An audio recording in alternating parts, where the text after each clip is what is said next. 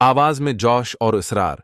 ये है क़िस्त 179 का पहला ट्रेलर और हदफ पल्ले लाया है एक ज़बरदस्त तज्ज़िया। नए इत्तेहाद, पुरानी दुश्मनियां और उस्मान गाजी की जिंदगी का सबसे बड़ा इम्तिहान। क्या बोरसा बचेगा? क्या उस्मान दुश्मनों के जाल से निकल पाएगा?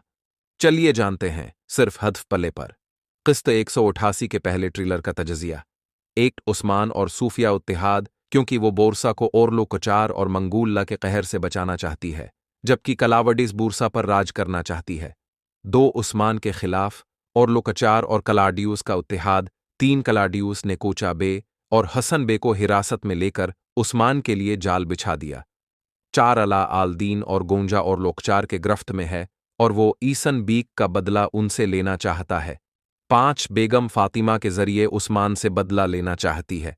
उस्मान गाजी के आखिरी उम्र में बीमारी के हवाले में तारीखी बयानात।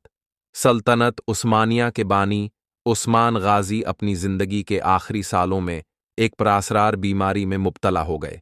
तारीखी रिकॉर्डों में बताया गया है कि वो जिस्मानी तौर पर कमजोर और बस्तर पर पड़े हुए थे, लेकिन उन्होंने कभी भी वाज़ेह तौर पर इस बीमारी का नाम नहीं लिया।